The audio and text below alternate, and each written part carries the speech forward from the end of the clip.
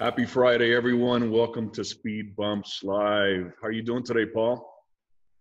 Doing great. There he It is an incredibly beautiful day here in Atlanta. October 2nd, man. We're in fall. Yeah. Like I said last week, I couldn't believe that we were ending September on the show last week. And by the way, welcome back. I hope we did okay without you. You guys crushed it, man. I was not connected to anything. I was taking a mental break. So yeah, good for you. Yeah, we have a fantastic show today. For those of you that are joining us for the first time, welcome to SpeedBumps Live. This is a weekly web show that discusses marketing challenges and opportunities with leaders from different industries. I'm Javier Santana. And I'm Paul Carpenter. And listen, before we get started, I do want to do a couple of housekeeping notes. As always, we have the chat feature off, but we want to direct all your questions for our guests over in the Q&A module. So make sure you start asking questions as soon as you can. And we actually have our guest moderator today, Shannon Delaney. Hello, Shannon. Hi, excited to be here. Excited to talk to Titania. It's going to be great. Yes, absolutely. So again, make sure you ask questions for Titania. And again, I guess I kind of blew it there. Hav, go ahead and tell us who we have. Yeah, so Titania Jordan, CMO at Bark. Bark is an internet safety solution that helps parents and schools keep children safer, across social media, text messaging, and email. For those of you guys that are in Atlanta, you probably definitely heard of Titania. She's been staple in the community, former host of Atlanta Tech Edge, current host of Tech Connect, helping startups at ATV, Atlanta Tech Village. Titania travels the country serving as a tech expert on programs like Today's Show, CBS This Morning, CNBC, and more. This is going to be a fantastic conversation with Titania. Please join us, Titania. There she is. What is going on? Thank you so much for giving us the time. We're so excited to talk to you and just talk deeper about your journey into marketing and what you guys are doing at Bark. Absolutely. I've seriously been on such like a life high since we talked earlier this week. I'm like, yeah, that's right. And interestingly enough, we've known each other for a few years, but I feel like we knew each other on the surface. And after our conversation the other day, I feel like I know you so well now. Like, I feel like we're so much closer as friends. So I'm really excited to share that journey with everyone. You've achieved a lot, like so much in your career, and you've done so many amazing things, and now raising awareness around these online digital dangers for children. I'd love to hear for you to share your story on how you got into marketing in the first place, what your background is, and how you ended up doing what you're doing today. Oh boy. We got time, girl. We got time. Bring it. Buckle up. No pun intended with the speed bumps. Nuance. Always be marketing. So please interrupt me at any time if I get long-winded, but I didn't grow up thinking I want to be a marketer one day. Like, I didn't even know what that meant. I didn't know that I was good at communicating and good on camera, and and it even kind of freaks me out to even say that, because I'm like, ew, that's like, but that's a whole confidence thing that we'll talk about later. But yes, I can communicate, and if you're an effective communicator, you are an effective marketer. But I actually always wanted to be an artist. In fact, if I flip my camera around, which I won't, you'll see lots of paint tubes and canvases and paintbrushes and markers and Legos. And it's like, art is my life. And amazing. Like, yeah, absolutely. I get it. Yeah. And it's just, it's therapy also, actually.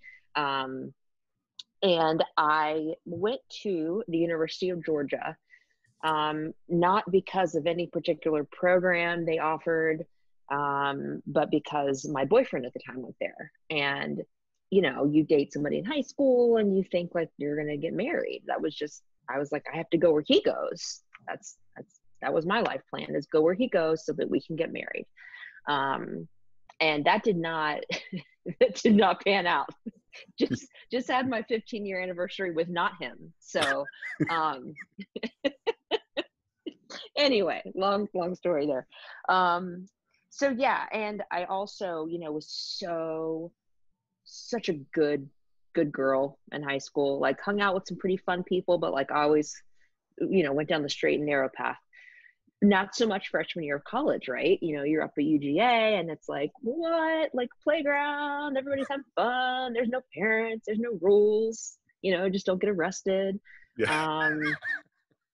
And some people do, right? But Yeah. Thankfully I didn't. And I made a lot of bad choices, including not really paying attention during orientation, right? Like just kind of picking what sounded good. So apparently there's this college called the Franklin College of Arts and Sciences. I saw the word art and I was like, great, cool, check.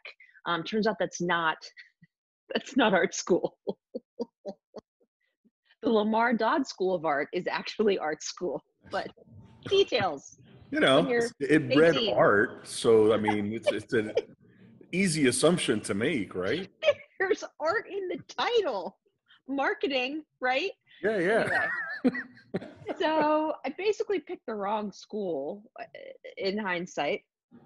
And, turns out when you don't go to class, you don't do well.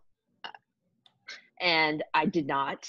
I got into UGA with the Hope Scholarship. Thank you, Hope Scholarship. Awesome, right? But quickly lost it, right? Because no class, don't do well on exams, make bad grades, lose hope.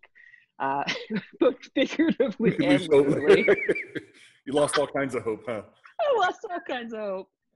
And so by the time I realized, wait a minute, I actually need to be in Lamar Dodd School of Art, I couldn't get in because my GPA had just like,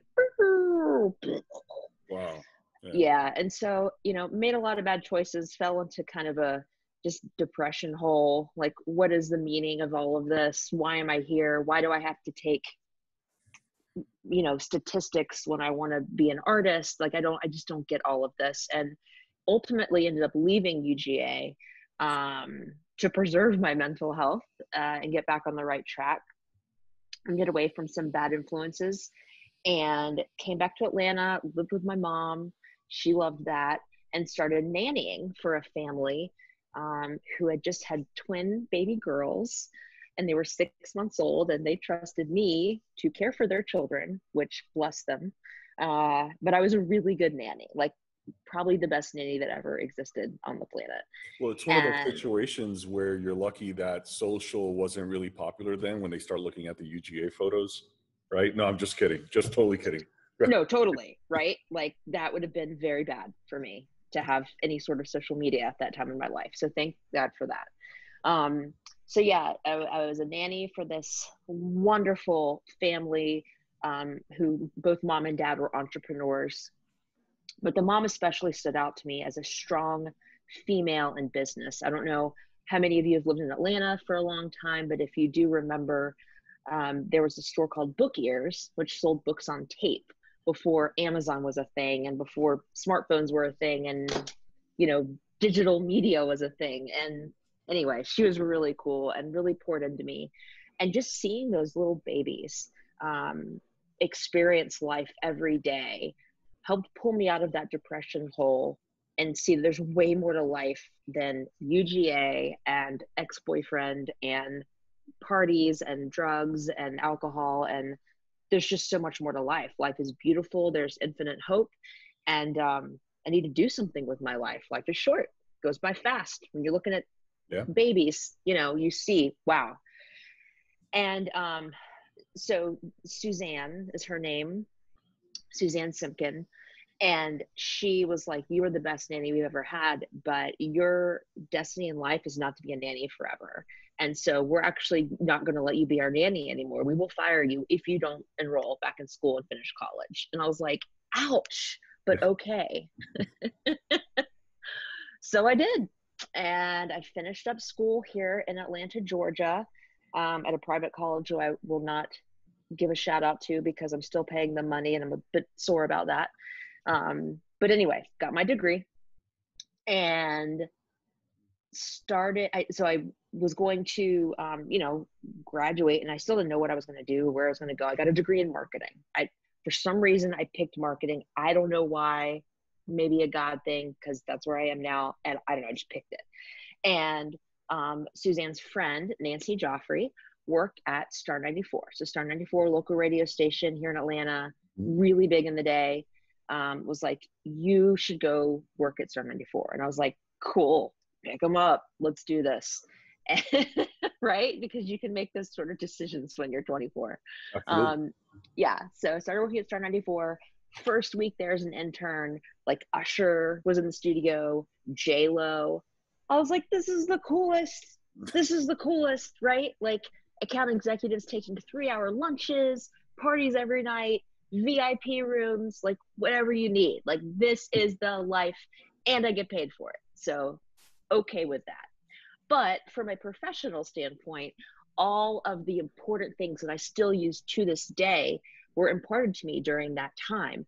Copywriting, targeting women, particularly in the 25 to 54 demographic with a household income of 100,000 plus, decision makers.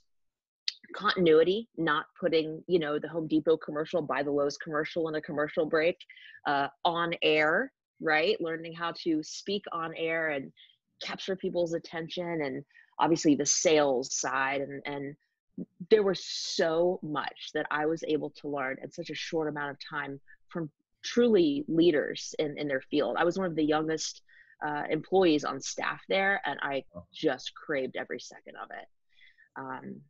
So yeah, I learned all of those things. And while I was getting ramped up in the world of traditional media, social media happened. Facebook became a thing that people outside of just college students could use. And quickly, as we all know, Twitter, YouTube, Tumblr, all the things, right? All the things were exploding. And so I was kind of learning that too. And even things like digital sales, coupon codes, Groupon, all of it. It was just this crazy big explosion. And it was amazing. But then like 2008, 2009 happened, the whole like market crash. And it really sucked to be the youngest salesperson at a radio station, because the people with the Home Depot accounts and Coca-Cola accounts, like they were good. Those advertisers were still going to advertise and they were going to make their commission.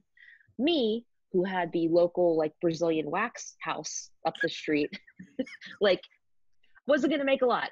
They did not want to spend $600 on 60 seconds of airtime. And so I felt like, you know what, now's a good time for me to start my family or try. And was fortunate enough to be able to conceive, have my son Jackson. He's healthy. He's, 11 3/4 years old now. And that was great. Pregnancy was easy. Postpartum was not. I struggled with postpartum depression and anxiety pretty severely. Footnote, 10% of childbearing women will go through that. And so, good to know, right? If you need to support your spouse, she's not alone, and other people have gone through this, and it's, more common than you think, and it sucks.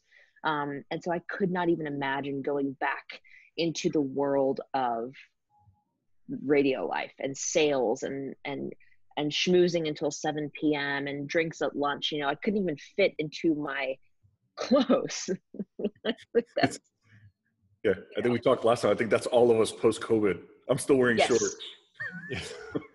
Like cool professional top up top, but like totally yoga pants below. Stretchy sweatpants. Stretchy no belt is the way to go in 2020. Yeah. And y'all are lucky that you don't have to deal with things like pumping, right? If you're breastfeeding, I had to go pump in the prize closet. Oh, that's wow. not fun. Nobody wants that. So anyway, I just couldn't do it. I couldn't go back to work. I couldn't fathom leaving this thing that I just brought into the world that I had to keep alive. I just couldn't wrap my brain around it. So I did not go back to work, and that was really scary. And, gosh, this is such a long story. I try to make it super short, but because I was breastfeeding, and breastfeeding is hard, I was thankfully put in touch with a woman named Amy Spangler, who is a world-renowned expert. She's an IBCLC, and I reached out to her for help. She helped me. I wrote her a thank you note just to say thank you so much. Now I can feed my kid, like really big, important deal. And if there's ever anything I can do to help you, please let me know. Not thinking there was anything I could do to help her. Like, what could I do? Well, she called me and was like, hey, there's actually something I need you to help me with if you can. You know, what do you know about Facebook? And I was like, oh my gosh, Amy. I was like, I'm only on it all the time, right? My kid's not sleeping. I'm breastfeeding every 3 hours. I am all up in that Facebook thing, right? On groups and talking and posting and learning. And well, at that time, weren't you sharing your story? Like what you had just told us, you were using social outlets and doing all of that, right? Yes, I was craving community. And because it was cold and flu season and I had PPD, I was way too scared to leave my house because my kid could, you know, catch the flu and die, right? Because I'm catastrophizing. So I was stuck in the house for like a good 6 months. And, you know, basically when the mailman came, I was like, another human, you know? So online was where it was at, building community, having engaging and authentic conversations with other moms who had gone through the same thing and other bloggers that had been, you know, brave enough and vulnerable to share their stories. And so I helped Amy grow her online presence. You know, she was an amazing, talented author, but she had this website and she had a lot of content and great blog posts. And so within a year, I grew her Facebook account and presence and community from 0 to 8,000. Wow. It, you know, increased her sales, increased her reach, increased her opportunities, and her colleagues, you know, started to take a look at her success and asked her, you know, who's doing this? And so started getting referrals, ultimately had a social media marketing agency of one, and then eventually other moms who I could employ part-time working from home in the same position as me. And from there, let's see, one of my clients that I was doing social media for was actually a tech company here in Atlanta. And through a lot of conversations, they realized they needed me full-time as their CMO. And so shut down the agency, made sure everybody was taken care of, and started to work in the world of tech for a company called KidsLink. It was based out of the Atlanta Tech Village. So now I'm a CMO and I'm like doing the whole work thing. My kid's old enough now where he's, you know, in preschool. Shout out to Peachtree Presbyterian. Thank you for that time in my life. And yeah, learning the whole world of like tech and tech in Atlanta. And anyway, I'm talking a lot. Do you want to interject? No, bring it. This is keep going. No, this is fantastic, because I think that what's really interesting about your journey is that everything had purpose. Everything that you were pursuing was really around, how do I do X better? Okay, I can help you. You're basically taking these lessons and helping others. So I think that your journey is pretty amazing. So talk away, girl. We're listening. Okay. All right, cool. All right. Okay. Well, and real quick, one reason why I'm not trying to chime in much is because I think we have the human DJ outside the office jamming. So I'm trying to mute my mic. All transparency. So, well, unfortunately, we can't hear him. I bet it's great. So we'll have to Google him. Yeah, if you see me start dancing, it's, you know. It's not me, it's him. But please continue with this, your story. This is incredible. Okay. All right. So now I'm a woman in tech, right? I don't have a computer science degree from Georgia Tech. I have a marketing degree from unnamed university.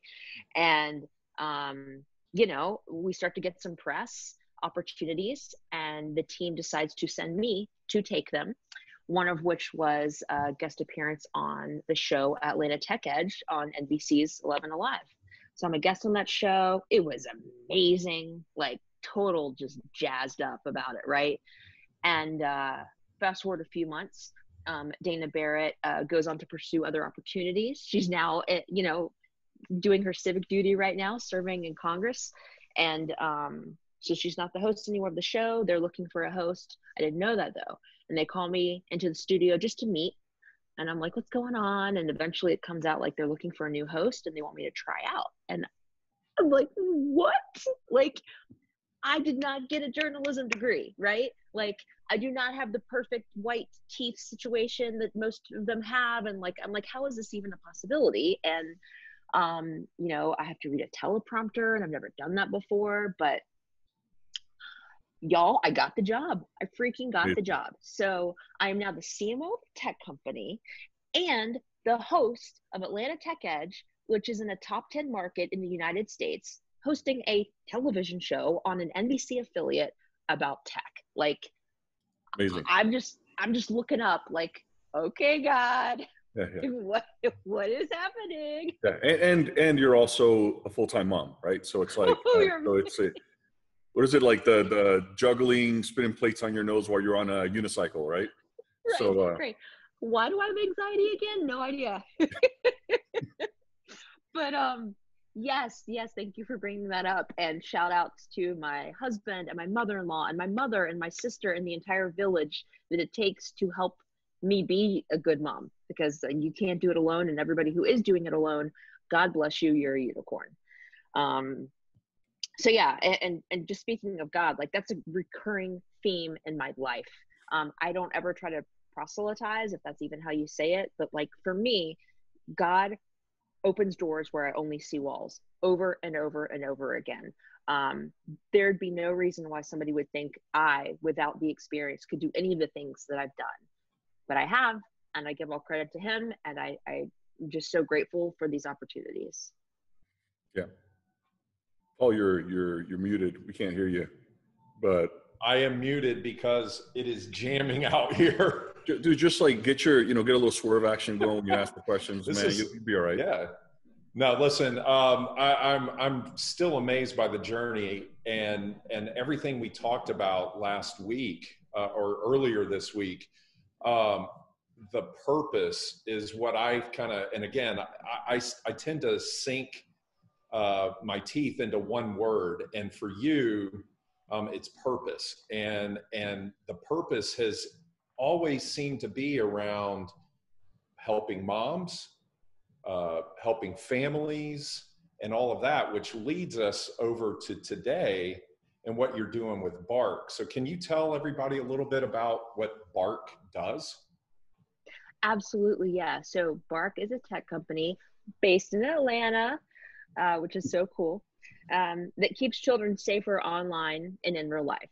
We're using artificial intelligence to scan social media, text messaging, email, and alert parents and caregivers when there's a critical issue that they need to know about on these things that all the kids have these days. Not only that, but Bark helps to manage screen time, which, you know, we know, we're all there. And then filter, the bad stuff, the sites you don't want your kids stumbling upon. We can help with that as well. And this is the best job I've ever had. I don't literally pinch myself every day because that would hurt, but like figuratively, I'm like, again, thank you, God. Thank you that this is my job. And I'm able to work at a tech company that's in Atlanta, not San Francisco, not New York, not Boston, in Atlanta, with an amazing team, with great leadership. Shout out to Brian Basin, our CEO. I am so glad that you saw me on the doctors when I was a part of KidsLink and thought, I'm going to talk to her. Yeah. Can you tell us how that happened? Yeah. So he saw me on the doctors. We had been using the same PR firm, and he just reached out to start a conversation. And over the course of a few months, about 6 months, when another startup I was a part of was kind of going through, his was going up and to the right. And ultimately he was like, love for you to come work for us. And that was such a high moment in my life because the startup I was a part of was like fizzling. Mm-hmm. I had tied so much of my self-worth to that because it was failing. I thought I was a failure. And I was really struggling with imposter syndrome and what is my worth, probably drinking a little too much rum at the time. Like, it was just not good. And the fact that he saw something in me and a few other people, like Steve Chamberlain, the amazing Atlanta investor, just really poured into me in a time where I was at the lowest of the low, and were like, no, you are the one. You are the one that was uniquely positioned to help us with X, Y, and Z, and we choose you. I mean, Brian had sold his last startup to Twitter, and, you know, like, he wanted me to work for his company. You know, obviously I didn't say all of this to him, and maybe hopefully he's not listening right now, but like, I told him later, you know, right. Yeah. Fast forward. But yeah, so now I'm with Bark, right? And it's, I'm almost at, you know, my 4-year anniversary. Bark has been a company for over 5 years. And I am so glad that I didn't listen to the scary thoughts, the negative talks, the why am I here? Maybe I don't need to be here anymore combos that were going through my head.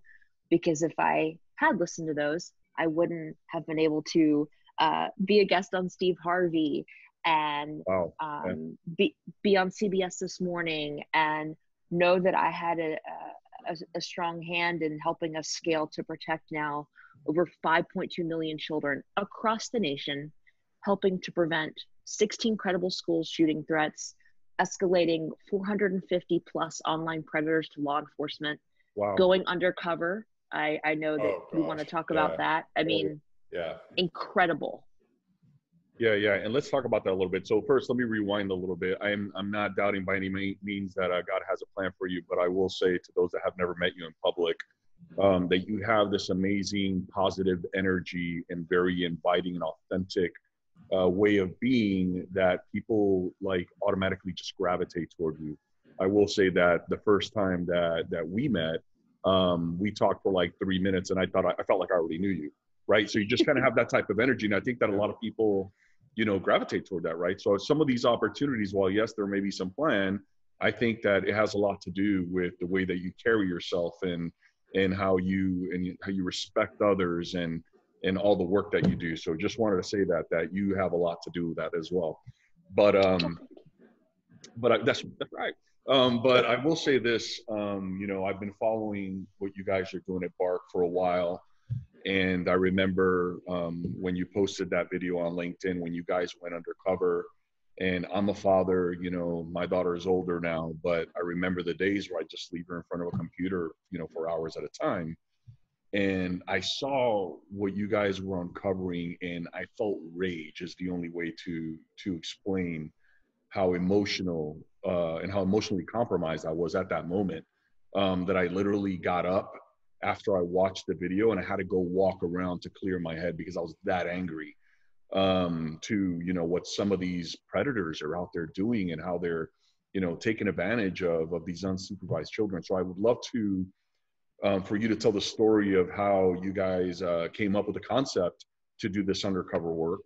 And then, you know, what was the planning and strategy that went into it? Because you guys worked really hard and tirelessly, and you show that throughout the video, and it's very obvious that you did so much work.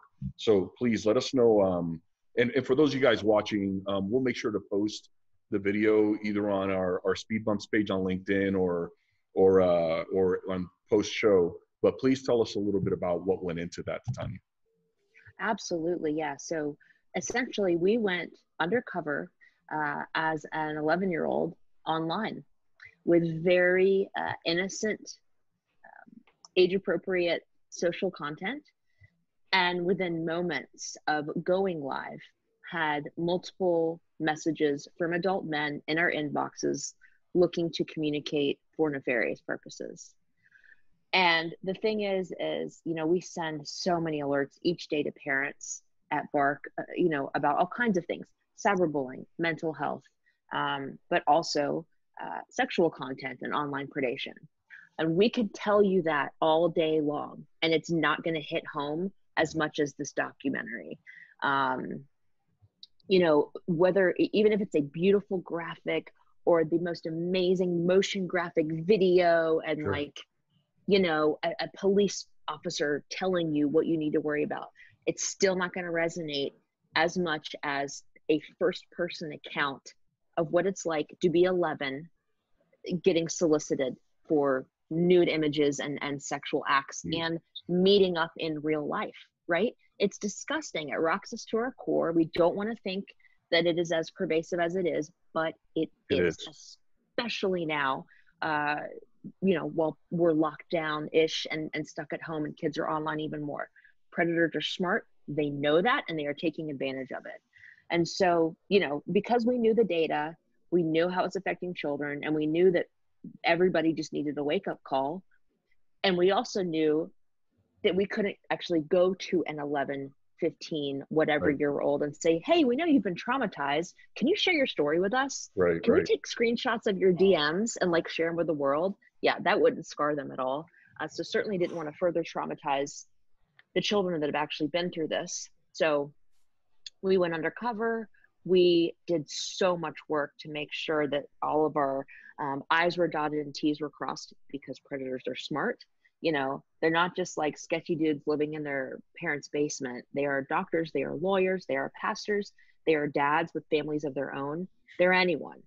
And because they are intelligent, they're gonna check your facts. If you say like, oh, I'm at the Starbucks at such and such a street, they'll write back, what are you looking at? And if you can't tell them what you're looking at that's literally across the street from them, they're out.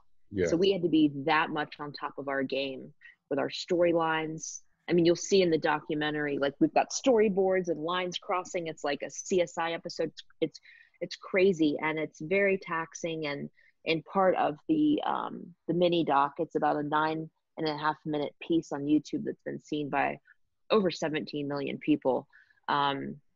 There's actually an encounter where we actually meet up with a predator.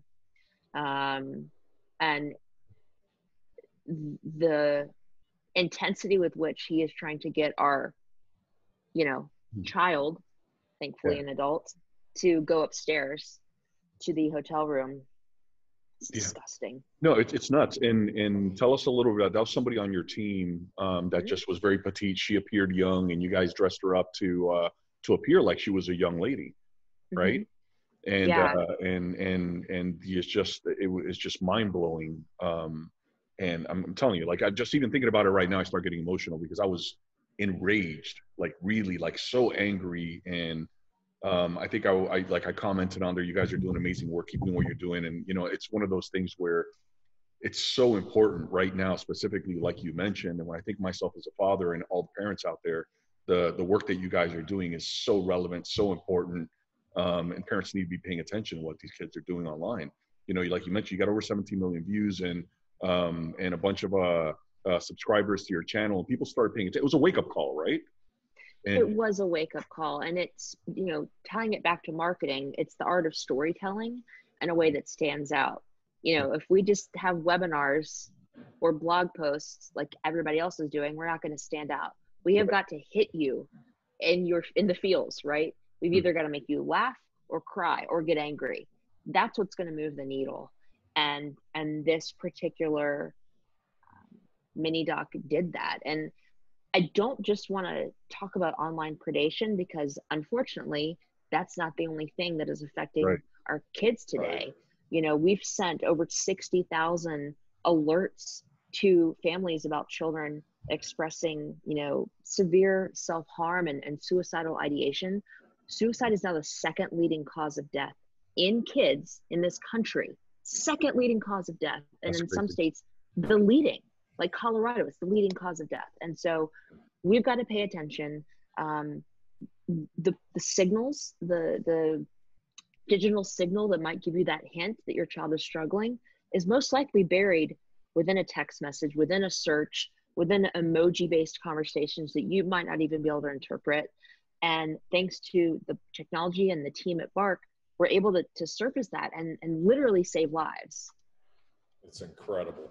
It's I watched the CBS this morning, and and all the different terms and code and everything. And you know, the kids, you know, I've got 3 kids myself, and of course I'm not a boomer, But yeah, I am technically the boomer because I'm like, what does that mean? So thank you for giving me some code breaking, if you will. What did you call it the other day, Paul? You called it like the snap face or something. The snap book. Hey, on the snap book. What are the kids doing on the snap book? Yeah, listen, I'm not that boomerish, but you know. Listen, I know. I'm trying to make levity of this in some way, shape, or form because it is. We have to.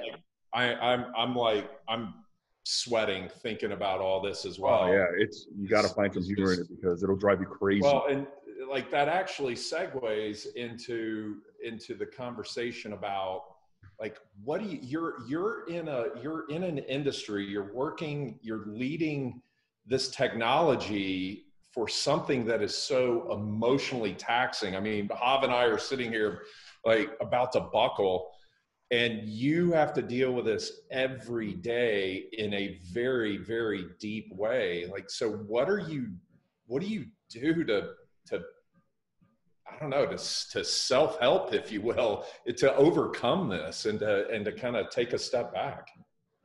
Yeah, well, thankfully, you know, our company is very supportive of mental health. It's critical to the health of our employees and our company. And so things like unlimited PTO and free therapy when our team needs it for certain things they've been exposed to is critical. We've taken advantage of that.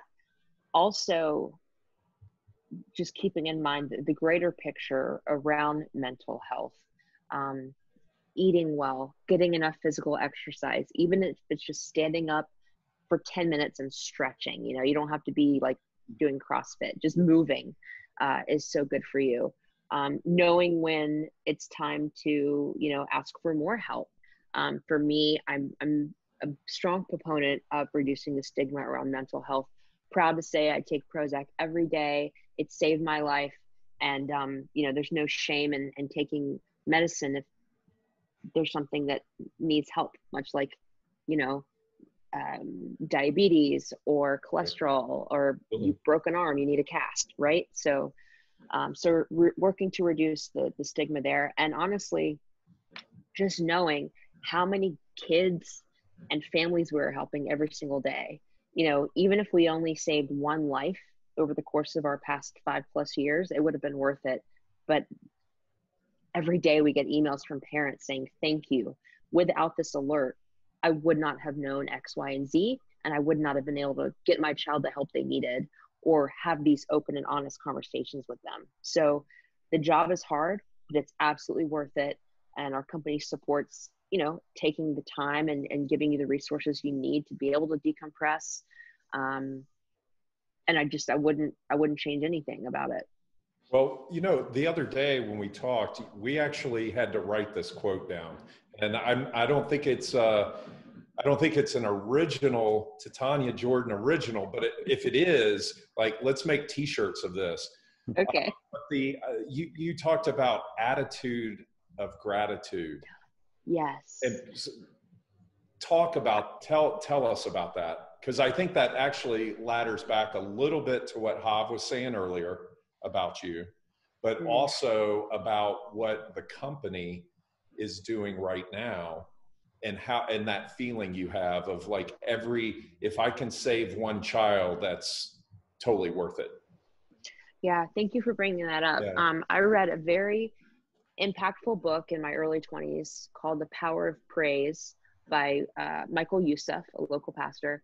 And it was like almost taking a pill that like opened a part of my brain that I didn't even know existed.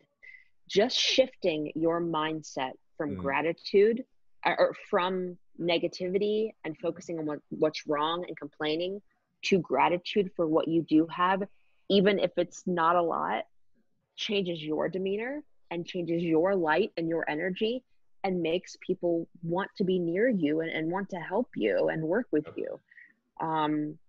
So even just little things like I thank God every day for the fact that I have a roof over my head. Yeah. I have a car. I have a job. There is food in my fridge. I have all 10 fingers and legs that propel me, you know, wherever I want to go. Like, if that's all you have, you are so rich.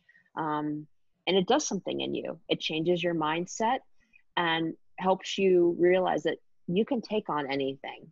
You can take on anything. Yeah. Yeah. So should we make new mugs? Yeah, attitude of gratitude. Yeah, absolutely. Absolutely. I'll tell you that, you know, thank you for the work that you do and the work that Bark does, because I'll tell you that I can't do that work. I don't have the ability to disconnect from that. I would totally go all vigilante. I just don't. I'm serious. Like, I don't have the ability to. So thank you for what you guys do. It's so important and so amazing. That, yeah. I mean, I just can't even. Yeah. I mean, the attitude of gratitude and what you guys are doing and the way that you actually are able to walk out and just be so thankful. And it changes the way that you are. It's pretty fantastic. Yeah. Yeah. Shannon, you want to join us? I know you've been dying to join us. She's probably back there, had like 30 questions. I've been enjoying the story. It's been really great to see how this unfolds. And like, you know, you and I got to like have a whole separate conversation because we got so many things in common, like even the nanny thing. So yeah, especially the postpartum thing. So yeah, that's kind of maybe I'll start there because I think we're a little farther in our kid journeys. We actually have a kid the same age, Paul too. What was sort of the single biggest thing you think you wrestled with when you were kind of in the thick of the early childhood thing in a world where maybe like working from home wasn't as common and you really had to be present and you were the young person and you were really trying to prove yourself? You mentioned imposter syndrome. I think it's something that's really common that women deal with, especially, and probably having a kid in the middle of it all. What would you say is sort of like the thing that you did that helped you come out of all of that the most? Oh my gosh. I'm so Probably glad you big asked. Question, but no, I'm so glad you asked that because we didn't touch on this earlier this week and it's really important. And that was a few realizations. One is that nobody's perfect. I know that's so cliche, but it's very, very important to highlight. I'll say it again. Nobody's perfect because, especially women, we're constantly in our phones, right? As moms, we're looking at Pinterest and we're seeing these beautiful organic bento boxes and we're seeing these clean, well-designed rooms and we're seeing these women that just had babies, yet they have six packs and like no cellulite, which blows my mind, right? And so I had to just kind of shake myself and realize like, this is all a filter. This is not real life. Everybody has something that they're struggling with. Everybody has something that they're perhaps hiding or ashamed of. And if I can live my authentic life and be real with people and not just show the beautiful and the perfect, but the real and the raw, that will go so much further and faster. And it'll help me in my mental health. Like, I am not going to be a perfect mom, but I really believe that God gave parents this thing called intuition. You know what is best for your child. You just do. Every child is different. And there's no manual or doctor or anyone that can tell you otherwise. If you feel strongly that this is what's best for my child, you need to lean into that. And I was beating myself up about all the things like, oh, my kid is, eating too much white bread and he's not getting enough outdoor time and he's getting too much screen time. And what about play dates and music lessons and second languages and like, get out, right? He is loved. As long as he knows that he is loved and he is fed, there is nutrition, he is going to be so good. And honestly, so much better than, unfortunately, a lot of kids in this world, especially in, less developed nations. And so it's honestly just about giving myself a break. I gave myself a break. I gave myself some grace to know that I'm an awesome mom and I'm not perfect and nobody is, and that's okay.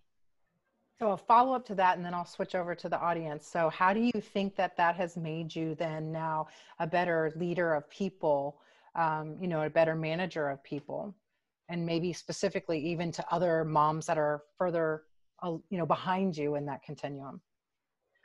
Well, I think when you feel that you can come to your boss authentically with anything that you might be struggling with,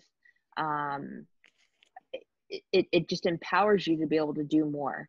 A lot of people are too afraid to surface things, right? A lot of people think, I can't ask that question out loud, I'll look dumb. If you don't ask the question, you're not going to get the answer and you can't move ahead. Right. And so I feel like my path and my journey, which is the same thing, and my demeanor allows the people that I work with to know that they can come to me. I'm a safe place. I will help them. I will not judge them. And together we will move together. We'll move ahead. We'll both get better. We'll figure the thing out together. So. Great answer. So I'm going to shift specifically to a couple of questions about Bark that the audience is interested in, and a couple of anonymous questions. One would be, how are you handling privacy, and specifically, do the children know that their messages are being monitored or flagged? Yeah, very good question.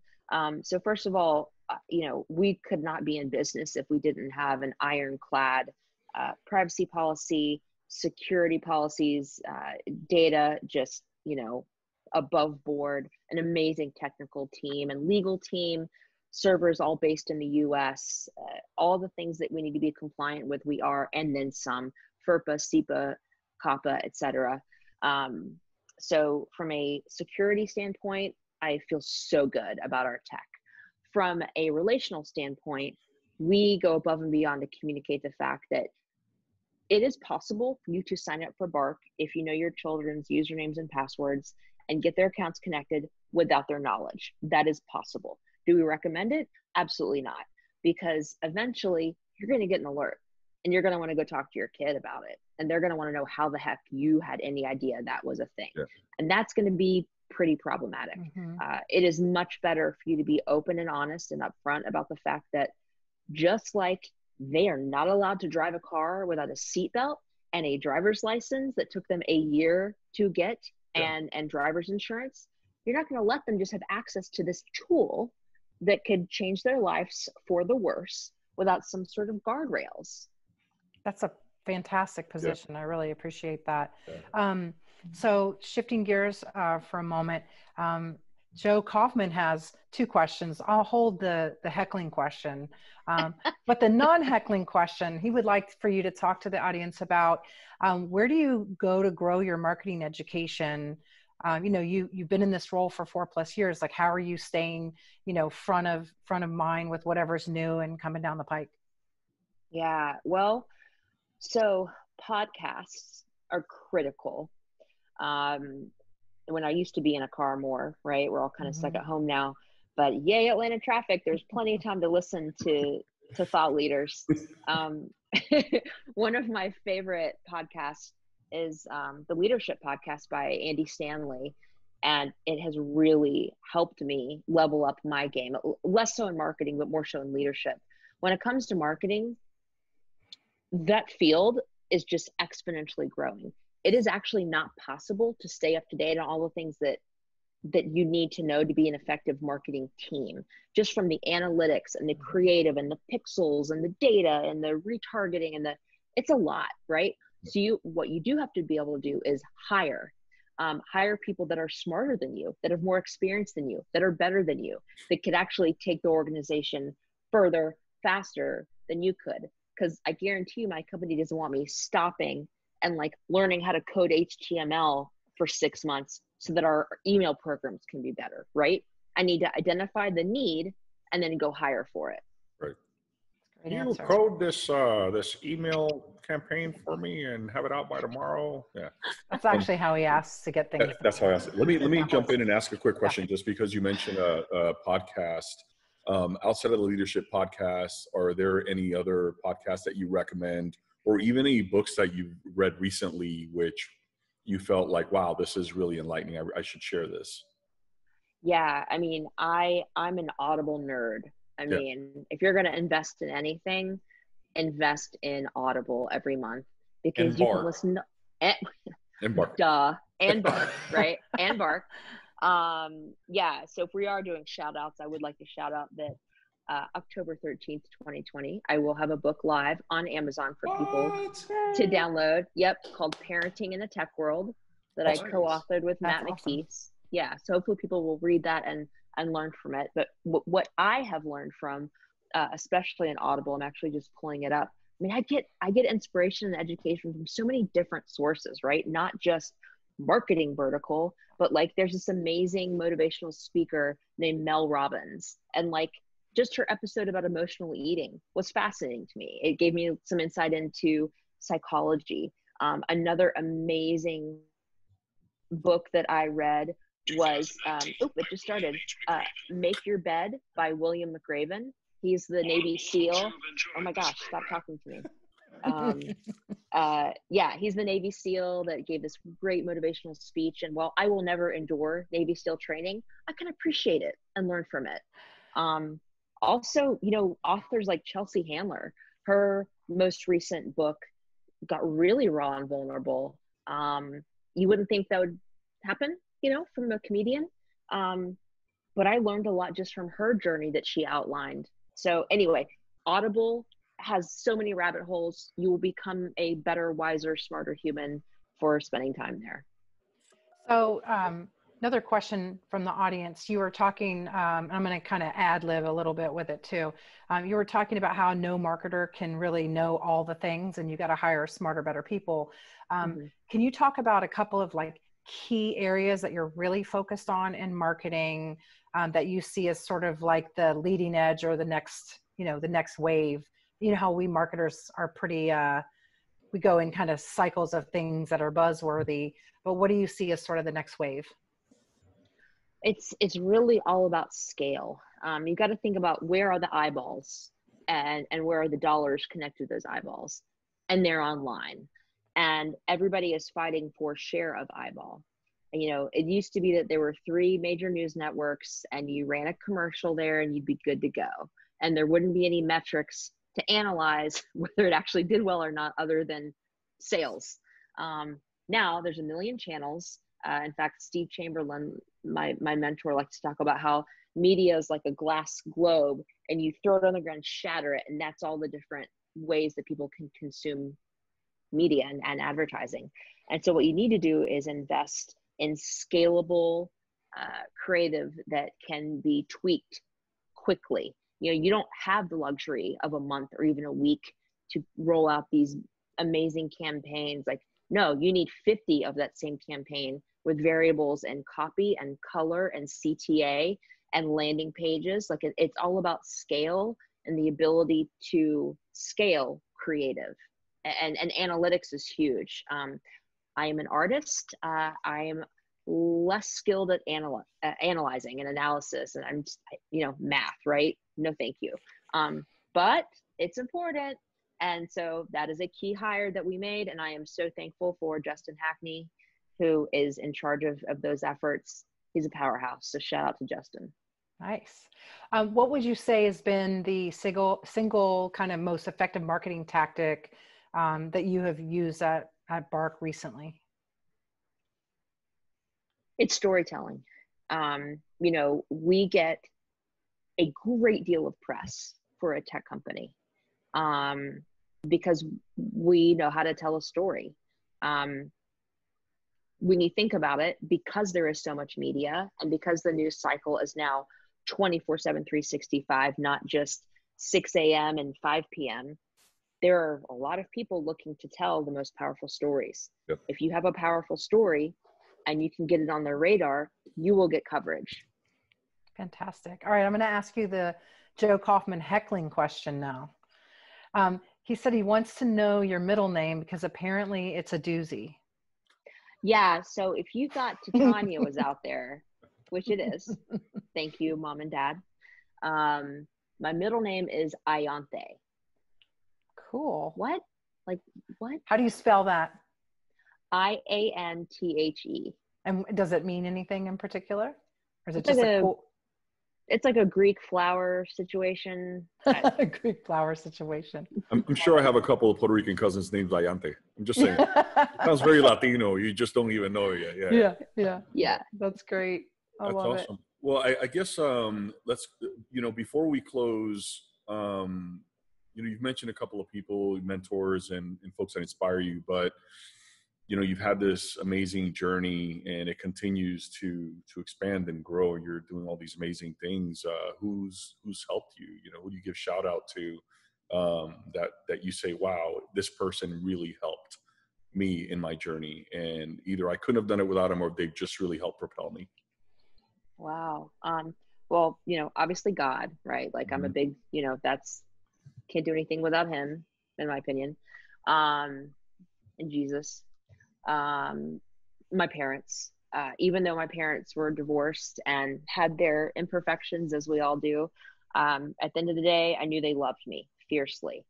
And they thought I could do anything. And that helps a lot. So the love and close relationship I have with my parents and just appreciating the sacrifices they made for me is critical.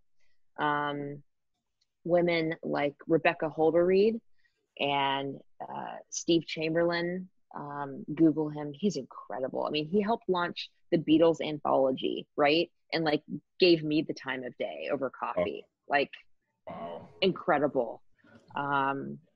There's teachers at St. Martin's Elementary and Marist High School.